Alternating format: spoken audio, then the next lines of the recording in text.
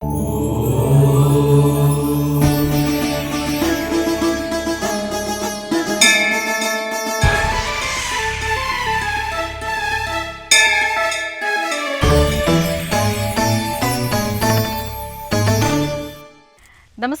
ETV life ఆధ్యాత్మిక channel తీర్థయాత్ర కార్యక్రమానికి స్వాగతం. ఈ జగత్తంతా జగన్నాథుడి లీలా విశేషమే. అడుగడుగునా ఆయన చేయించే విస్మయాల విన్యాసమే. జగమంతా ఓ రంగస్థలమైతే పాత్రలన్నిటినీ నడిపించే సూత్రధారి ఆయనే. అందుకే ఆ స్వామిని జగన్నాటక సూత్రధారి అంటూ ఉంటారు. అలాంటి జగన్నాథుడు వెలిసిన పూరి ఓ ఆధ్యాత్మిక కేంద్రం, మహిమలతో ఎగిసిపడే మహాసంద్రం. యుగ యుగాల నాటి పురాణ వైభవాన్ని కలిగిన పూరి నేటి మన తీర్థయాత్ర.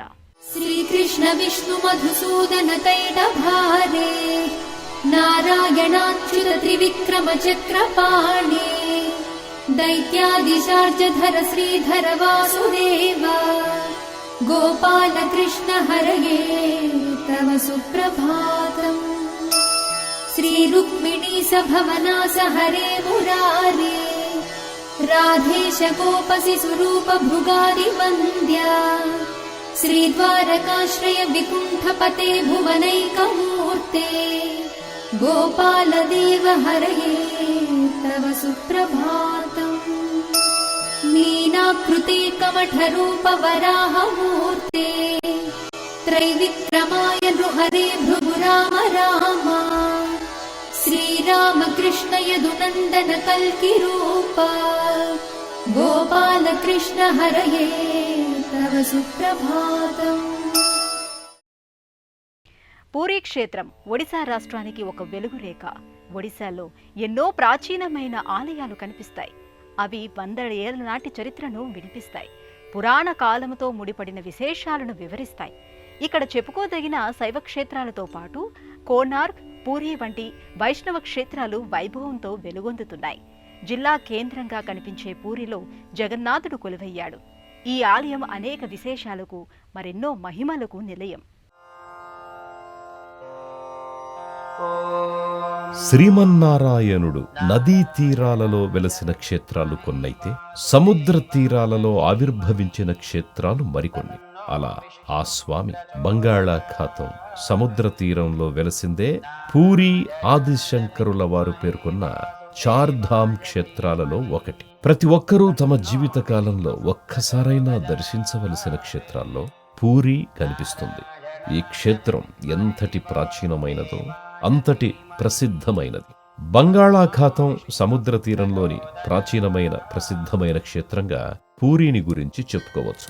ఇక్కడ సముద్రం కూడా ఒక తీర్థంగా భావించబడుతూ ఉండడం విశేషం. పూరీ క్షేత్రం పరమ పవిత్రమైన పంచతీర్థాలతో విలసిల్లుతూ ఉంటుంది.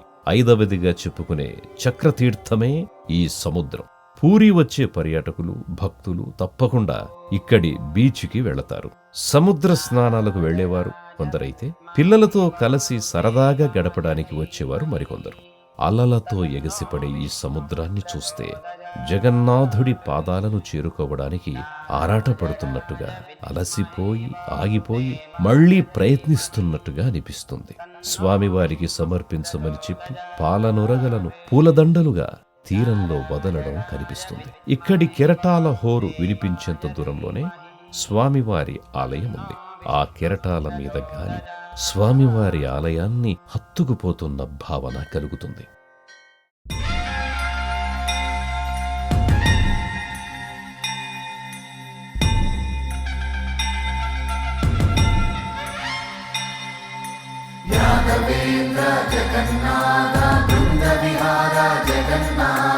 జగదోద్ధార జగన్నాథ కృష్ణావతార జగన్నాథ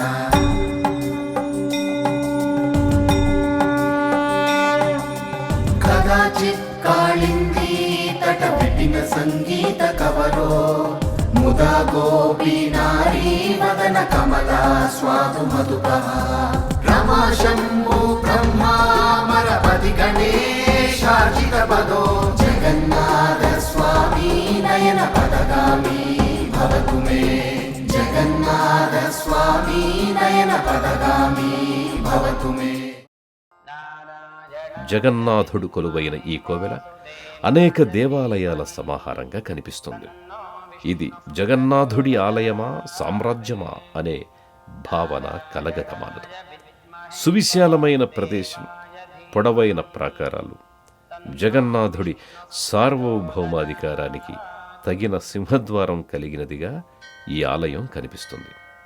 కోటను తలపించే నిర్మాణాలలో ఒకటిగా అనిపిస్తుంది. అత్యంత శక్తివంతమైన వైష్ణవ క్షేత్రాల్లో, విశేషమైన ఆదరణ కలిగిన ఆలయాల్లో పూరీ జగన్నాథస్వామి ఆలయం కనిపిస్తుంది.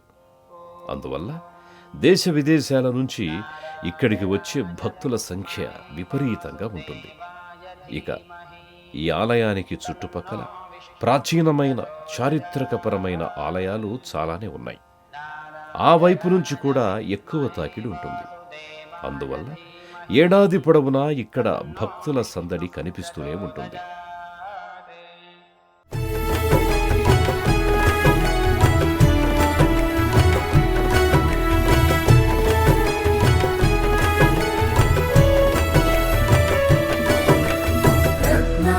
रत्नाकरस्तवगृहं गृहिणी च पद्मा किं देयमस्ति भवते पुरुषोत्तमाय अभीरवामनयना कृतमानसाय दत्तं मनो यदुपदे त्वरितं गृहाणा जगन्नाथाय ते नमः जगन्नाथाय ते नमः जगन्नाथाय ते नमः जगन्नाथाय ते नमः. పూర్వం ఈ ప్రాంతానికి నీలాచలం, నీలాద్రి, పురుషోత్తమపురం, శ్రీక్షేత్రం, శంఖక్షేత్రం, జగన్నాథపురం అనే పేర్లు ఉన్నట్టుగా స్థల పురాణాన్ని బట్టి తెలుస్తోంది. అలాంటి పూరీ ఆలయం అనేక విశేషాల సమాహారమనే చెప్పుకోవాలి. సింహద్వారం నుంచి విమాన గోపురం వరకు ఇది అనేక ప్రత్యేకతలను కలిగినదిగా కనిపిస్తుంది. యుగ యుగాలుగా ఇది మహిమలను చాటుతూనే వచ్చింది. ప్రాచీన ఆలయాలకు సంబంధించిన విశేషాలను పరిశీలిస్తే కొన్ని వందల సంవత్సరాలు వెనక్కో, వేల సంవత్సరాల వెనక్కో వెళ్లవలసి ఉంటుంది. అదే పూరి విషయానికొచ్చేసరికి కొన్ని యుగాల వెనక్కి వెళ్లవలసి వస్తుంది. కృతయుగంలోనూ త్రేతాయుగంలోనూ ఈ క్షేత్రం ఉన్నట్టుగా పురాణాలు చెబుతున్నాయి. కృతయుగంలో తొలిసారిగా ఇంద్రద్యుమ్న మహారాజు నిర్మించిన ఆలయం ఆ తరువాత అనేక మార్లు పునఃనిర్మాణాలు జరుపుకుంటూ వచ్చింది. రాజులు, రాచరికాలు, వారి పాలనా వైభవాలు సాగుతున్న సమయంలో, అంటే 11వ శతాబ్దంలో అనంతవర్మ చోడగంగదేవస్వామి వారికి ఆలయ నిర్మాణాన్ని తలపెట్టాడు. ఆ తరువాతి కాలంలో ఆయన మనవడైన అనంగ భీమదేవుడు ఆలయ నిర్మాణాన్ని పూర్తి చేశాడని చరిత్ర చెబుతోంది. ఆ తరువాతి కాలంలో మతపరమైన దాడుల కారణంగా పునరుద్ధరణ జరుగుతూ వచ్చింది. అవన్నీ కూడా నిర్మాణాల పరంగానే, మహిమల పరంగా స్వామివారికి మరింత చేరువవుతూ వచ్చింది.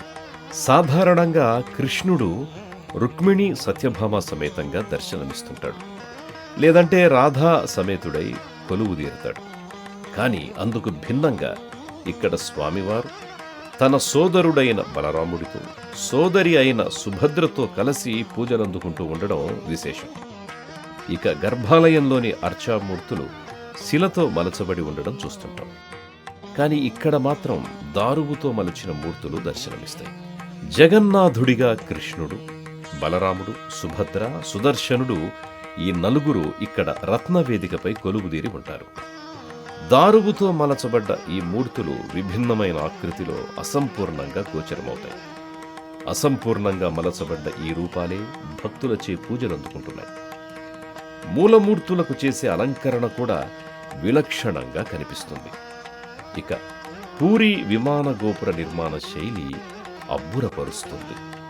విమాన గోపురంపై ఎగిరే ధ్వజం స్వామివారి సార్వభౌమాధికారాన్ని చాటుతుంది. ఈ జెండా గాలికి వ్యతిరేక దిశలో ఎగురుతూ ఉండడం, ఆలయంపై పక్షులు కూడా ఎగరకపోవడం విశేషం. విమాన గోపురంపై 1 టన్ను బరువు కలిగిన సుదర్శన చక్రం దర్శనమిస్తుంది. దైవానుగ్రహంతో ఇది చక్రతీర్థంలో లభించడం స్వామివారి లీలా విశేషాలలో ఒకటి.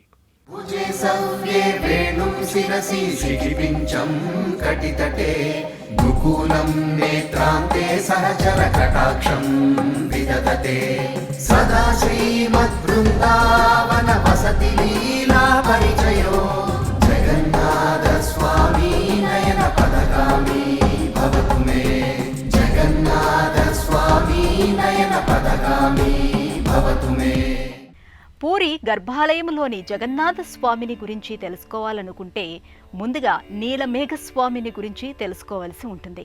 స్వామి జాడ తెలుసుకోవటానికి ప్రయత్నించిన విద్యాపతిని గురించి, ఆలయ నిర్మాణాన్ని చేపట్టిన ఇంద్రద్యుమ్న మహారాజు గురించి తెలుసుకోవాల్సి ఉంటుంది. అప్పుడే ఇక్కడి గర్భాలయంలోని మూలమూర్తులను అసంపూర్ణంగా చెక్కతో చేయటానికి కారణమేమిటనేది అర్థమవుతుంది. కృతయుగంలో ఇంద్రద్యుమ్నుడు అనే మహారాజు ఎంతో ధర్మాత్ముడు. ఒకవైపున తన శౌర్య పరాక్రమాలతో రాజ్యాన్ని విస్తరింపజేస్తూనే మరొక వైపున ఆధ్యాత్మిక కార్యక్రమాలకు కూడా సమయాన్ని కేటాయించేవాడు. శ్రీ మహావిష్ణువుకి భక్తుడైన ఆయన స్వామి కోసం ఒక అద్భుతమైన ఆలయాన్ని నిర్మించాడు. అయితే అందులో శిలారూపంలోని స్వామిమూర్తిని కాకుండా సాక్షాత్తు ఆ శ్రీ మహావిష్ణువునే నిలపాలని భావిస్తాడు. ఆ దిశగా ప్రయత్నాలు ప్రారంభిస్తాడు. నీలాచలంలో నీలమాధవ స్వామి ప్రత్యక్షంగా ఉన్నాడని విద్యావతి ద్వారా తెలుసుకుని అక్కడికి వెడతాడు. అయితే అక్కడ స్వామివారు లేకపోవడం చూసి నిరాశ చెందుతాడు. అప్పటి వరకు స్వామి దర్శనం చేస్తూ వచ్చిన విశ్వవసు అందుకి కారణమని భావించి అతన్ని చెరసాలలో బంధిస్తాడు. నీలమాధవుడి దర్శనం లభించకపోవడం వలన కుంగిపోతాడు. అప్పుడు స్వామివారు ఇంద్రద్యుమ్నుణ్ణి అనుగ్రహిస్తాడు. ఇక తాను జగన్నాథ, బలరామ, సుభద్ర, సుదర్శన రూపాల్లో దర్శనమిస్తానని శ్రీ మహావిష్ణువు అదృశ్య రూపంలో పలుకుతాడు. శ్రీమన్నారాయణుడు చెప్పినట్టుగానే చక్రతీర్థంలో ఒక దారువు కొట్టుకొనొస్తుంది. ఆ కొయ్యదుంగపై విష్ణు సంబంధమైన చిహ్నాలుంటాయి. అయితే ఆ దారువును 4 రూపాలుగా మలచడానికి వచ్చిన శిల్పులు విఫలమవుతూ ఉంటారు. అప్పుడు అక్కడికి ఒక శిల్పి వచ్చి తనకి అవకాశం ఇమ్మని కోరతాడు. ఒక ప్రత్యేకమైన గదిలో తాను రహస్యంగా విగ్రహాలను మలుస్తాను అని చెబుతాడు. 21 రోజుల పాటు తన గది తలుపులు తెరవడానికి ప్రయత్నించవద్దు అని అంటాడు. అందుకు ఇంద్రద్యుమ్నుడు, ఆయన భార్య గుండికాదేవి అంగీకరిస్తారు. ఆ తరువాత కొన్ని రోజులకు గుండికాదేవి ఆ గది దగ్గరికి వస్తుంది. లోపల నుంచి ఎలాంటి శబ్దాలు రాకపోవడంతో ఆమె ఆలోచనలో పడుతుంది. ఆ శిల్పి ఆహార పానీయాలు తీసుకోకపోవడం వలన ఏమైనా జరుగుంటుందా అనే ఆందోళనతో తలుపులు తెరిపిస్తుంది. లోపల శిల్పి అదృశ్యమవుతాడు. సగం వరకు మాత్రమే మలచిన మూర్తులు కనిపిస్తాయి. జరిగిన దానికి రాజదంపతులు ఎంతగానో బాధపడతారు. అప్పుడు నారద మహర్షి వచ్చి అది శ్రీమన్నారాయణుడి ఆదేశమేనని, ఆ విగ్రహాలను అలాగే ప్రతిష్ఠించి పూజించమని చెబుతాడు. అంతటా ఇంద్రద్యుమ్నుడు ఆ మూర్తులను ఆలయంలో అలాగే ప్రతిష్ఠ చేయిస్తాడు. అప్పటినుంచి ఇక్కడ జగన్నాథుడు, బలరాముడు, సుభద్ర, సుదర్శనుడు కొలువై భక్తులను అనుగ్రహిస్తున్నారు. ప్రతి 12 ఏళ్లకి ఒకసారి గర్భాలయంలోని మూలమూర్తులను మారుస్తూ ఉండడం మరొక విశేషం. कृष्णं वन्दे जगद्गुरुं कृष्णं वन्दे जगद्गुरुं वसुदेवसुतं देवं कंसचाणूरमर्दनं देवकी परमानन्दं कृष्णं वन्दे जगद्गुरुं कृष्णं वन्दे जगद्गुरुं कृष्णं वन्दे जगद्गुरुं कृष्णं वन्दे जगद्गुरुं कृष्णं वन्दे जगद्गुरुं. పూరి ఆలయ నిర్మాణం ఒకెత్తు, మూలమూర్తుల నేపథ్యం ఒకెత్తు అయితే ఇక్కడ జరిగే రథయాత్ర మరో ఎత్తు. దేశంలో ఇంతటి ఘనంగా, ఇంతటి వైభవంగా జరిగే రథయాత్ర మరొకటి లేదు. పూరి అనే పేరు వినగానే ఇక్కడ జరిగే రథయాత్ర కళ్ల ముందు కదలాడుతుంది. దేశ విదేశాల నుంచి తరలివచ్చిన భక్తులు ఈ ఉత్సవంలో ఉత్సాహంగా పాల్గొంటారు. జై జగన్నాథ, జై జై జగన్నాథ అంటూ భక్తి పారవస్యంలో మునిగి తేలుతూ ఉంటారు. దేశవ్యాప్తంగా ప్రాచీనమైన వైష్ణవ క్షేత్రాలు అనేకమున్నాయి. ఆయా క్షేత్రాలలోని ఉత్సవాల్లో భాగంగా రథయాత్రను కూడా నిర్వహిస్తారు. అయితే పూరి జగన్నాథస్వామి రథయాత్రకు ఒక ప్రత్యేకత ఉన్నది. సాధారణంగా ఏ క్షేత్రంలోనైనా ఉత్సవమూర్తులను మాత్రమే రథంపై ఊరేగిస్తూ ఉంటారు. కానీ అందుకు భిన్నంగా ఇక్కడ గర్భాలయంలోని ప్రధానమైన మూర్తులను ఊరేగిస్తారు. అలాగే ఇతర క్షేత్రాలలో గర్భాలయంలోని ఉత్సవమూర్తులను ఒకే రథంలో ఊరేగించడం చూస్తూ ఉంటాం. కానీ ఇక్కడ ఒక్కో రథంలో ఒక్కో మూర్తిని వేరువేరుగా ఊరేగించడం ఆనవాయితీగా వస్తోంది. ప్రపంచవ్యాప్తంగా ప్రసిద్ధి చెందిన ఈ రథయాత్ర అడుగడుగునా అనేక విశేషాలతో, పలు రకాల ప్రత్యేకతలతో కనిపిస్తుంది.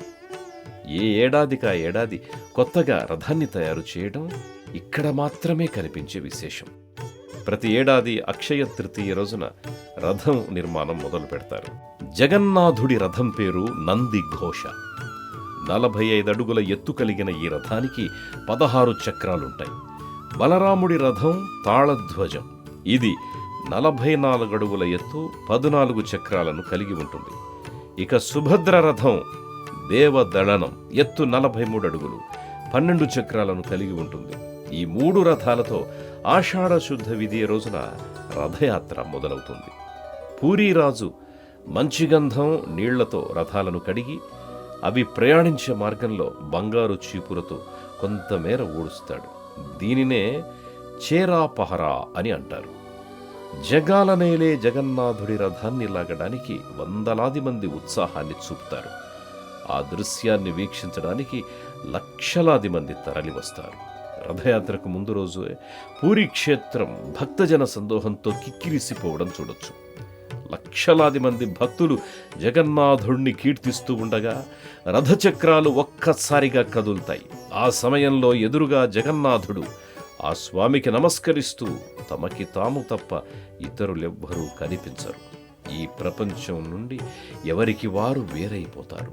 ఆ సమయంలో ఆనంద భాష్పాలను వర్షించని కన్నులుండవు, పరవశించని మనసులు ఉండవు.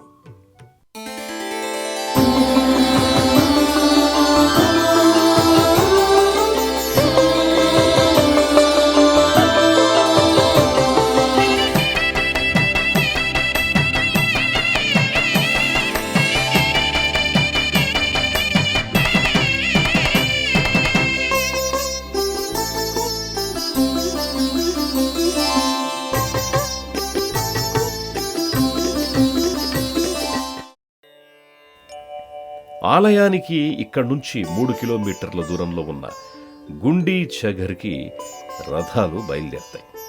దీనినే గుండీచ యాత్ర అని కూడా అంటారు. రాణి గుండికాదేవికి ఇచ్చిన మాట మేరకు స్వామివారు ఇక్కడ 7 రోజుల పాటు విడది చేస్తారు. అక్కడి నుంచి తిరిగి ఆలయానికి తీసుకురావడాన్ని బాహుదా యాత్ర అని పిలుస్తారు. ఈ 10 రోజుల పాటు విమాన గోపురంపై ఉన్న ధ్వజాన్ని ప్రతిరోజు మారుస్తారు.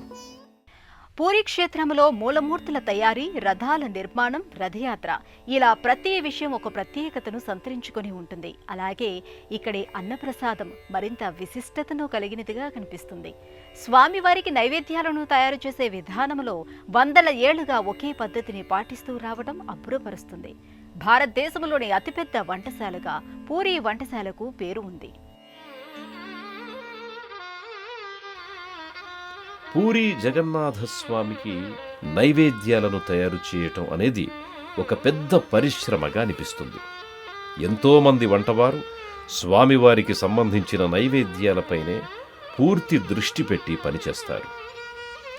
7 మట్టి కుండలను ఒకదానిపై ఒకటి ఉంచి అన్నింట్లోనూ ఒకేసారి అన్నం వండుతారు. అన్ని కుండల్లోనూ ఒకే రకంగా అన్నం ఉడకడం ఆశ్చర్యాన్ని కలిగిస్తుంది. ఇలా వంట ప్రదేశంలో అనేక వరుసల్లో నైవేద్యాలు తయారవుతాయి. సాక్షాత్తు లక్ష్మీదేవి ఇక్కడి వంటలను పర్యవేక్షిస్తుంది అనే బలమైన విశ్వాసముంది. అందువల్లనే అత్యంత నియమనిష్టలను పాటిస్తూ నైవేద్యాలను తయారు చేస్తారు. ఒకవేళ పొరపాటుగా నైవేద్యాలను తయారు చేయడంలో ఏదైనా లోపం జరిగితే అందుకు సంబంధించిన సంకేతాలు వంటవారికి వెంటనే కనిపిస్తాయట. దాంతో మళ్ళీ అప్పటికప్పుడు మరొకసారి నైవేద్యాన్ని తయారు చేస్తారు. వంటల కోసం ఇక్కడి గంగా యమున అనే బావుల్లోని నీటిని మాత్రమే ఉపయోగించడం విశేషం. స్వామివారికి నైవేద్యంగా సమర్పించిన అన్నప్రసాదాన్ని భక్తులకు అందుబాటులో ఉంచుతారు. ఇక్కడ ఎంగిలి అనేది చూడకుండా భక్తులు ఈ ప్రసాదాన్ని స్వీకరిస్తారు. ఉత్సవాల పరంగా చూసుకుంటే నవకళేబర యాత్ర, బ్రహ్మ పరివర్తనం వంటి కార్యక్రమాల్ని కూడా విశేషంగా నిర్వహిస్తారు. ఆషాఢమాసంతో పాటుగా వైశాఖ, జ్యేష్ఠ, భాద్రపద, కార్తీక, మార్గశిర, పుష్యమాసాల్లోనూ విశేషమైన వేడుకలు జరుగుతాయి. ఫాల్గుణ మాసంలో జరిగే డోలాయాత్రను చూచి తీరవలసిందే. చేరియ సోదకు శిశువితడు ధారుని బ్రహ్మకు తండ్రియునితడు చేరియ సోదకు శిశువితడు ధారుని బ్రహ్మకు తండ్రియునితడు చేరియ సోదకు శిశువితడు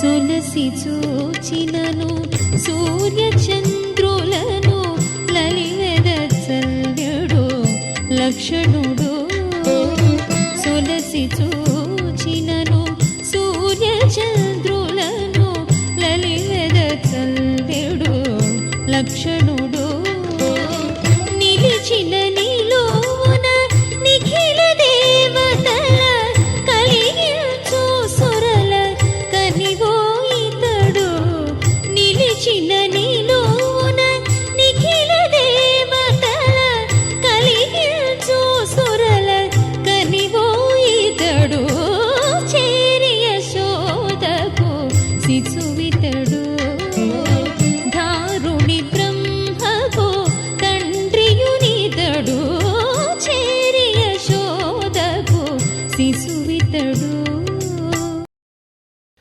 పూరి ఆలయం తలుపులను ఉదయం 5:30 గంటలకు తెరుస్తారు. ప్రాచీన కాలంలోనే నిర్ణయించబడ్డ వేళల ప్రకారం నిత్య కైంకర్యాలను నిర్వహిస్తారు.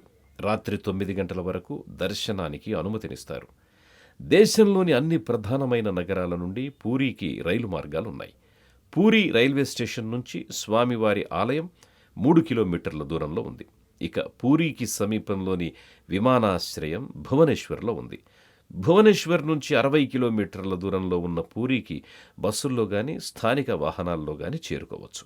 యుగాల నాటి స్థల మహత్యం, వందల ఏళ్లుగా కొనసాగుతున్న వైభవం సాక్షాత్తు కృష్ణ పరమాత్ముడే జగన్నాథుడిగా తన సోదరితో కలిసి వెలిసిన పుణ్యక్షేత్రం ఇది. ఇక్కడి తీర్థం దివ్య ఔషధం, ఇక్కడి ప్రసాదం పరమౌషధం. ఈ దేవాలయ దర్శనమే కోటి జన్మల పుణ్యఫలం. అలాంటి పూరీ క్షేత్రాన్ని దర్శించి తరించారు కదా. మరో ఆలయ సందర్శనముతో మళ్ళీ కలుసుకుందాం. అంతవరకు సెలవు. నమస్కారం.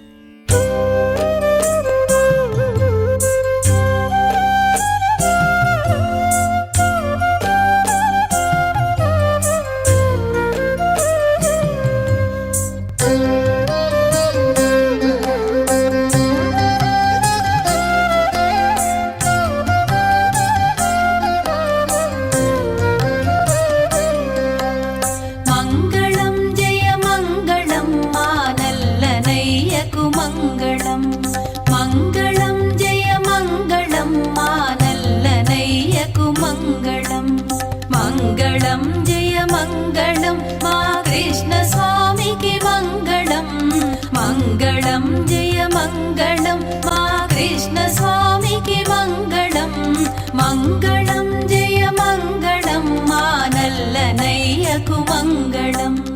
ఈ కార్యక్రమాన్ని తిరిగి చూడాలనుకుంటే www.youtube.com/ETV Life Spiritual లో చూడవచ్చు.